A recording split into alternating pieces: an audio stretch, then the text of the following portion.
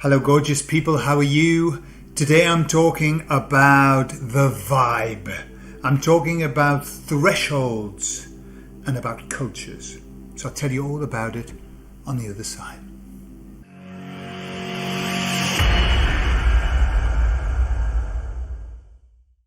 So what about this vibe that we're feeling at the moment? I've been hearing lots of people talking about it. I've been seeing lots of things happening. This vibe, the emissaries call it a spiky vibe. We've got a spiky vibe going on, and do you know, personally I can feel it. I feel generally like it's beyond agitated, like almost getting angry sometimes, like I want to punch somebody's face in. So I think, and that's not like me, eh? That's not like me. I'm a pacifist, but not like pacifist. No, I'm a pacifist. However, I do feel a little bit raggy, So I don't know how you're feeling, but I just sense that I see these little fights breaking out, you know, little spats, people getting quite upset. And I'm also seeing it, obviously, we're seeing it around the world. So I was talking to the emissaries about this. I was saying, why is the energy like this? And they said, the energy is spiky because we need this energy to allow people to overcome their fear and to say no, right? So that's kind of where we are at the moment. This is the I've had enough of this. I've had enough of this shit. I'm going to say no. So I was saying to them, right, so I'm looking at, for example, France. Can't whack them, can you? Eh? They haven't just got a good omelette there and frog's legs. So we got France, like they're in full revolution. They really are in full revolution. So I said to them, why is it that France are there, and Brazil, and other countries? I mean, if you look around, it's happening in a lot of places. It's just not. Remember, the revolution will not be televised. There's a wonderful song about that, and it was done in the 70s or something. The revolution will not be televised. So we see it, but nobody else knows about it. And they're saying, like the French, it's just all about the pensions. Is it hell? So I was saying, why the French and why not the Spanish? Why not the Brits?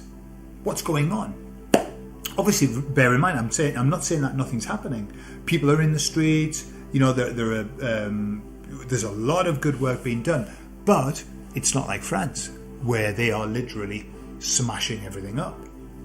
So what the emissary said was that it has to do with two aspects.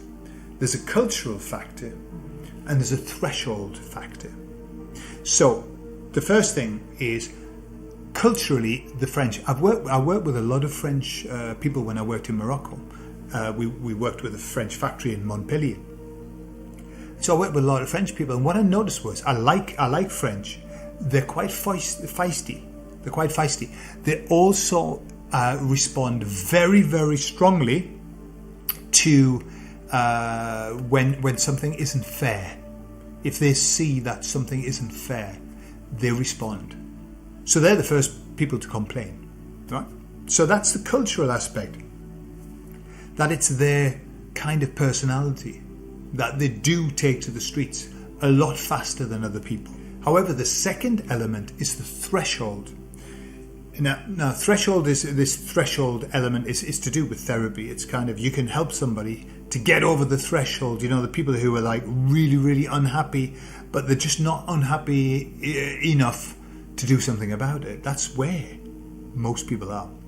So what they were saying was that the French were taken up to, each culture has a threshold of like this far and no further. Beyond this, we get really pissed off. So the French, they had a really tough time during the plan-demic. Really, Macron, he was very bad. He was very naughty. And he was kind of, making them have a pass in the supermarket. They couldn't go have a cup of coffee. It was bad. So the French were already pushed quite close to the threshold. And then all he needed to do was to do a couple of things more, and Bob's your uncle, and Fanny's your aunt, and off they are into the streets. But they're in full revolution, and the star alignments are in a line with where they were when we had the first French Revolution and the American Civil War and all of that. It's all alignments all over the place, which I'm not going to get into because that's not my thing. So that's the two factors. So what they were saying was that in Spain, culturally, people are more, they bow more to authority. And I think that's got something to do with the history, because it was under a dictatorship for a while. So people are scared. People are scared of fines. I hear that. Oh, you don't want to be, they might give you a fine, they might give you a fine. So there's this fear of authority, and there's a Guardia Civil, yeah? So people still are feeling a bit uncomfortable about them. And Spain didn't have it as tough. I mean, they didn't do the supermarket things. They did in Catalonia, but even then, it wasn't as bad as France, for example. The same applies to England. English people, we complain a lot. We do. We complain a lot, but we don't complain in the French way, which is taken to the streets. We complain indirectly. This is the classic. Victoria Wood did it. This is the classic British way. So that you're in a restaurant, you're with the husband, and the woman's saying, "John, I can't eat the steak. This steak is so absolutely chewy. I can't chew it. I can't chew it." The waiter comes to this, "Is everything all right?" You go, "Yes, thank you very much. It's all very nice." Yeah. Then Brits go home, and on the web, on the internet, they put the worst 1 star and really slate the place. That's how we do our complaints. We don't like confrontation, typically. Brits don't like confrontation. And so that's another cultural reason why we aren't in the streets burning stuff. Okay? But we have a threshold too, and the Brits have been taken very, very high up to this. I mean, it's been so bad lately, politically, hasn't it? So bad. So the Brits are very close to the threshold. What the emissary said is this.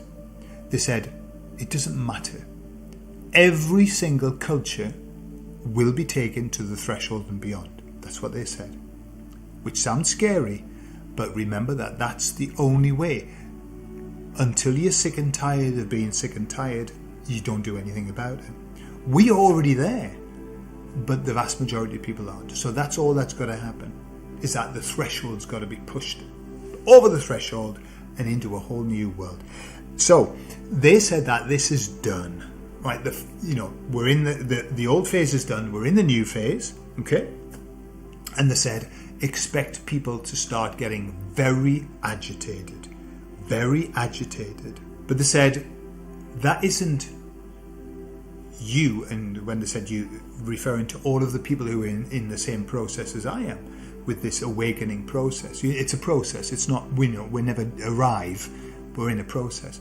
They said the agitation won't be for us. It will be for the people who are coming through that.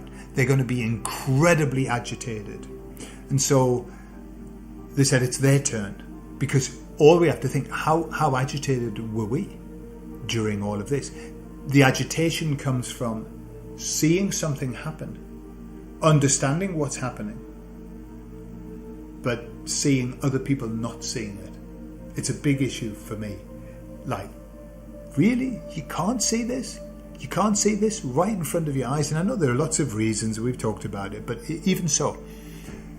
So that agitation that we felt, and the concern and the worry, that's their turn now. Our turn, what's our job is now to be there, putting an arm around the shoulder, to be there saying, don't worry about it. I know where you are because I've been there. And I've been there, I've been through that. Don't worry about it. You'll get through this.